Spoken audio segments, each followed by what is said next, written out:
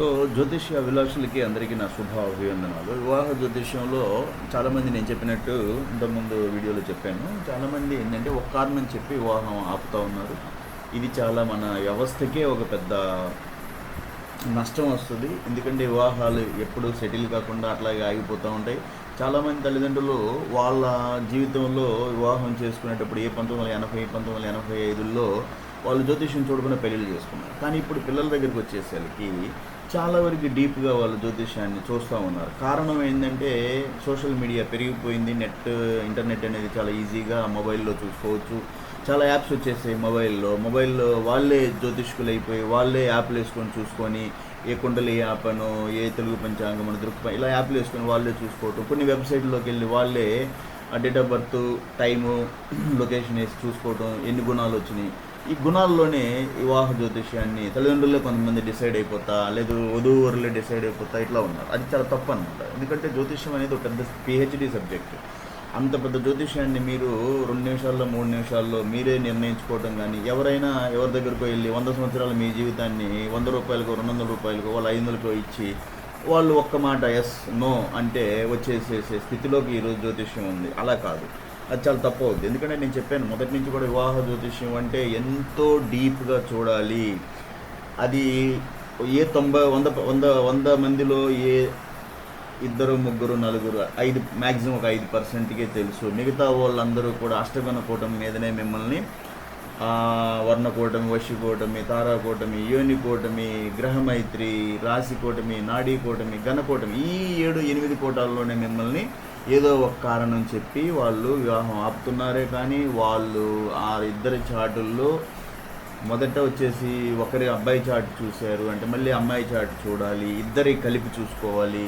చూసిన తర్వాత ఈ నెగటివ్ ఎంత బ్యాలెన్స్ చేసుకోవాలి, పాజిటివ్ ఎంత, పాజిటివ్ ఫ్యాక్టర్స్ ఏమున్నాయి, నెగటివ్ ఫ్యాక్టర్స్ ఏమున్నాయి, ఏమన్నా ఎక్కువ నెగటివ్ ఫ్యాక్టర్స్ ఎక్కువ కనిపిస్తున్నాయా చాట్లో, లేదు పాజిటివ్ ఫ్యాక్టర్స్ ఎక్కువ ఉన్నాయా, లేదు అంటే జనరల్గా చూస్తారు అంటే విడోషిప్ అంటారు, వైధవ్య యోగం అలాంటివి ఏమన్నా, అబ్బాయికి ద్వికళత్ర యోగం అంటే రెండో వివాహం జరిగే ఛాన్సెస్ ఏముంటాయి, పుత్ర యోగం ఎలా, ఇలాంటి చాలా విషయాలు చూసుకోవాలి. అంతేగాని జ్యోతిష్యం అంటే చాలా పెద్ద సబ్జెక్ట్. దాన్ని చూడకుండా మీరు ఏదో అష్టగణ కూటంలో 36కి 18 వచ్చినాయి సరిపోద్దు అనేసి వదిలేయకూడదు. 18 గుణాలు వచ్చిన తర్వాత మళ్ళీ మీరు స్పెషల్గా నాడీకూటం బాగలేదనో రాశికూటం బాగలేదు అనకూడదు. ఎందుకంటే అమ్మాయిని 5 తారైంది అనకూడదు. ఎందుకు అనకూడదు అంటే ఆల్రెడీ 18 గుణాలు వచ్చినాయి అని చెప్పినప్పుడు 50% ఓకే అన్నప్పుడు స్పెషల్గా మళ్ళీ కూటములకు వెళ్ళకూడదు. ఆ కూటముల్లో కొన్ని కూటములు బాగలేవు కాబట్టి 18 గుణాలు వచ్చాయి, 18 గుణాలు పోయాయి. సో ఇది గుర్తుపెట్టుకోండి. సరే, ఇంతకుముందు వీడియోలో ఏంటంటే ఒక వివాహం వద్దు అని ఒకరు చెప్పారు, ఒక కారణం చెప్పంటే తప్పు. దానికి నేను చెప్పినట్టుగా ఇలా దాదాపు 10-11 కారణాలు ఉండాలి మీకు చాట్లో. అది చెప్పాను. నెగిటివ్గా ఏముంటాయి చాట్లో ఎన్ని కారణాలు, పాజిటివ్ చూద్దాము. ఒక చాట్లో పాజిటివ్ ఒక నెగిటివ్ ఉంటే పాజిటివ్స్ కూడా ఉంటాయి. ఆ పాజిటివ్ ఏముంటాయో చూసుకోండి. జూపిటర్ అంటే గురువు లగ్నం మీద కానీ 7వ స్థానం మీద కానీ, అదే 7వ స్థానం అంటే వివాహ స్థానం, అదే భార్యాభర్త స్థానం లేదా కలత్ర స్థానం, ఆ 7వ స్థానం మీద గురువు అంటే శుభగ్రహం ఎప్పుడు కూడా ఆస్పెక్ట్ గురు దృష్టి ఉందా లగ్నం మీద కానీ 7వ స్థానం మీద కానీ. పోతే శుక్రుడు కానీ కేంద్రాల్లో కానీ కోణాల్లో కానీ చాలా స్ట్రాంగ్గా ఉన్నాడు. కేంద్ర కోణాలు అంటే నేను చెప్పినాను ఇంతకుముందు క్లాసులో 1 4 7 10 స్థానాలను కేంద్రాలు అంటారు. 1 4 7 10 స్థానాలని కేంద్ర లగ్నం నుంచి. కోణాలు కానీ త్రికోణాలు అంటే 1 5 9 ఇవి లగ్నం నుంచి ఈ భావాలని 1 5 9 భావాలని ఏమంటారంటే కోణాలు. కేంద్రాలంటే లగ్నం నుంచి 1 4 7 10. ఇక్కడ ఈ కేంద్ర కోణాల్లో శుక్రుడు కానీ స్ట్రాంగ్గా ఉన్నాడా అంటే, స్ట్రాంగ్ అవటం అంటే నేను చాలా విషయాలు చెప్పాను. స్ట్రాంగ్ అంటే ఎట్లా అనేసి ఉచ్చస్థితి పొందటం కానీ, సొంత రాశిలో ఉండటం కానీ, మిత్రక్షేత్రంలో ఉండటం కానీ, ఇట్లా చాలా విషయాలు గ్రహ బలాల గురించి మీకు చెప్పాను నేను. గ్రహ బలాలను ఎలా క్యాలిక్యులేట్ చేస్తారని. మూడవ కారణం 7th లార్డ్ అంటే 7వ స్థానాధిపతి, 7వ స్థానాధిపతి స్ట్రాంగ్గా ఉన్నాడా. ఆ 7వ స్థానాధిపతిని మన శుభగ్రహాలు శుభదృష్టితో చూస్తున్నాయా. 4వ పాయింట్ నవాంశ చార్ట్ అని చెప్పాను. D9 చార్ట్ చాలామందికి చెప్పాను. వివాహానికి చాలామంది అంటూ ఉంటారు D1 చార్టే చూస్తారు, D9 చూడరు. వివాహానికి తప్పనిసరిగా D9 చార్ట్ కూడా చూడాలి. D9 చార్ట్ అంటే D9 చార్ట్లో గ్రహాలు అంటే శుభగ్రహాలు స్ట్రాంగ్గా ఉన్నాయి, ప్లేస్ అయి ఉన్నాయా, శుభగ్రహాలు D9 చార్ట్లో స్ట్రాంగ్గా స్థితి పొంది ఉన్నాయి. ప్లేస్ అవటం అంటే స్థితి అవటం. పోతే లగ్న మూన్ వీళ్ళిద్దరూ కూడా, లగ్నము అండ్ మూన్ అండ్ చంద్రుడు వీళ్ళిద్దరూ కూడా పాపకర్తారి దోషంలో ఇరుక్కొని ఉండకూడదు. పాపకర్తారి దోషం అని నేను చెప్పాను. ఒక భావానికి ముందు భావం వెనక భావంలో పాపగ్రహాలు ఉంటే అది పాపకర్తారి యోగం దోషం అంటారు. అంటే ఇప్పుడు లగ్నం ఉంది, లగ్నానికి నెక్స్ట్ ఎవరు? 2వ స్థానం, వెనకెవరు? 12వ స్థానం. ఓకే, అప్పుడు ఏంది, లగ్నానికి వెనక 12వ స్థానంలో, లగ్నం తర్వాత 2వ స్థానంలో పాపగ్రహాలు ఉండకూడదు. చంద్రుడు కూడా తన ఉన్న పొజిషన్కి వెనక ముందు గ్రహాలు ఏదైనా పాపగ్రహాలు ఉంటే అది పాపకర్తారి దోషం అంట. అలా లేకుండా చూసుకోవాలి. పోతే నెక్స్ట్ వచ్చేసి అలా ఉంటే ఇది పాజిటివ్ పాయింట్ అవుతుంది అన్నమాట. లగ్నం ఎప్పుడు కూడా పాపగ్రహాలతో చుట్టబడి బ్లాక్ అవ్వకుండా, పోతే చంద్రుడు కూడా పాపగ్రహాలతో బ్లాక్ అవ్వకుండా ఉంటే దాని పాపకర్తారి దోషం క్లియర్ అయిందంటారు.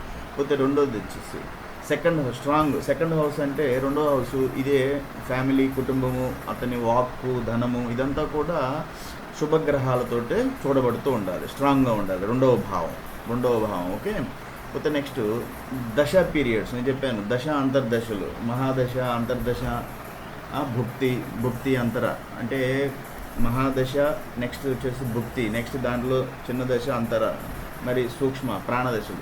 ఈ దశల్లో కూడా ఈ దశ పీరియడ్ సపోర్ట్ చేయటం అంటారు. అంటే ఇది వీనస్ ఆ పీరియడ్ శుక్ర గ్రహ పీరియడ్ వస్తుందా, లేకపోతే గురువు అంటే జూపిటర్ పీరియడ్ వస్తుందా, మూన్ పీరియడ్ జరుగుతూ ఉంది, దాంట్లో ఉన్న దశ పీరియడ్లో మళ్ళీ అంతర్దశలు సపోర్టివ్గా ఉన్నాయి, ఇట్లా అనమాట. అది పాజిటివ్ అవుతుంది. కేంద్ర కోణాలు కనెక్షన్ ఉంది. బిట్వీన్ లగ్నాలాడికి ఒకటి తప్పొచ్చింది ఇక్కడ 7th లార్డ్. ఓకే, లగ్నాలాడికి 7th లార్డ్కి అనమాట. సో కేంద్ర కోణాలతోటి కనెక్షన్ ఉంది. లగ్నాలార్డ్ ఎవరు? లగ్నానికి అధిపతి ఉంటాడు. అదే 7th లార్డ్ అంటే ఎవరు? వివాహం. ఓకే, ఈ 2 లగ్నాలార్డు 7th లార్డ్ వీళ్ళకి కేంద్రాలు.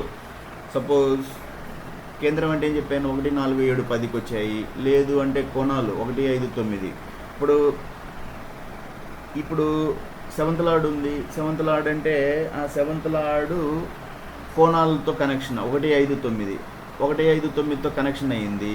కేంద్రాలు అంటే 1, 4, 7, 10. అలా ఉన్నప్పుడు ఏమవుద్దంటే ఇది ఒక పాజిటివ్ పాయింట్. నేను నెక్స్ట్లో చెప్తాను. కేంద్ర కోణాలు అంటే టైం 10 minutes కాబట్టి ఎట్లా కనెక్షన్ అవుద్ది లగ్నానికి, 7th లార్డ్కి ఈ కేంద్ర కోణాలతో ఎలా సంబంధం ఉంటుంది నేను చెప్తాను నెక్స్ట్ క్లాస్లో. Cancellation of doshas. ఒకవేళ దోషాలు ఏదన్నా కుజ దోషం క్యాన్సిల్ అయ్యింది, నీచభంగం అంటే కుజుడు నీచ స్థితి అంటే నీచ రాశిలో ఉన్నాడంటే కర్కాటకంలో, కుజుడు కర్కాటకంలో ఉంటే అది ఏమంటారు అంటే నీచభంగ యోగం అంటారు అనమాట. ఓకే, అంటే కుజుడు ఎప్పుడు కూడా మకరంలో ఉచ్చ స్థితిలో ఉంటాడు. సో అది బెనిఫిట్ అవుతుంది అతనికి. కుజుడు కానీ కర్కంలో ఉంటే అది నీచభంగ యోగం అంటారు. అంటే నీచ స్థితి పొందాడు కాబట్టి కుజుడు మనల్ని పెద్దగా ఇబ్బంది పెట్టాడు. ఓకే, శుభకర్తారి యోగం అంటే అది చెప్పాను. శుభకర్తారి యోగం అంటే పాపకర్తారి యోగం అంటే ఒక లగ్నానికి కానీ పోతే 7వ స్థానానికి కానీ వెనక ముందు గ్రహాలు పాపగ్రహాలు అంటే పాపకర్తారి యోగం. అదే 7వ స్థానానికి కానీ లగ్నానికి కానీ వెనక ముందు పాపగ్రహాలు కాకుండా శుభగ్రహాలు అంటే అది శుభకర్తారి యోగం. ఓకే, సో ఇట్లా చూసుకోవాలి. అట్లీస్ట్ ఒక 10 స్ట్రాంగ్ నెగిటివ్స్ అంటే ఉండాలి.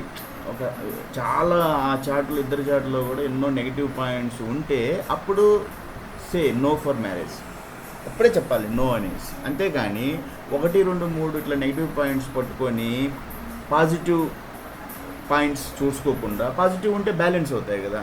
ఎప్పుడు కూడా పాజిటివ్స్ మొదట చెప్పండి, నెగిటివ్స్ తర్వాత చెప్పండి. అంతే వాళ్ళకి ఒక ఆశ ఇవ్వండి, అంతే భయపెట్టమని. వివాహం అంటే వాళ్ళకి ఏంటంటే ఇది ఒక బ్యాలెన్స్, అంటే భయం కాదు, వాళ్ళు భయపెట్టకూడదు. ఒక సింగిల్ దోషం వచ్చేసి వివాహం అనే వాళ్ళ డెస్టినీని మార్చకూడదు, ఒక సింగిల్ దోషం వచ్చేసి. కానీ అందుకని చాట్లో అన్ని పాజిటివ్స్ నెగిటివ్స్ 2 కూడా చూసుకొని బ్యాలెన్స్ చేసుకోవాలి. అంటే వివాహం అంటే వాళ్ళు భయపెట్టకూడదు. ఒక సింగిల్ కారణం అని చెప్పి ఏ సింగిల్ దోష కాంట్ డిసైడ్ డెస్టినీ, వాళ్ళ డెస్టినీని వాళ్ళ తలరాతని ఒక సింగిల్ దోషం వచ్చేసి ఒక దోషం ఎప్పుడు కూడా నిర్ణయించకూడదు అనమాట. ఓకే, పాపకర్తారి అంటే చెప్పాను నేను, మన అంటే ఒక ఉదాహరణకి అది తర్వాత దాన్ని చెప్తాను, ఆల్రెడీ చెప్పేసాను, టైం అయిపోయి వస్తుంది. ఓకే, సో ఇవన్నీ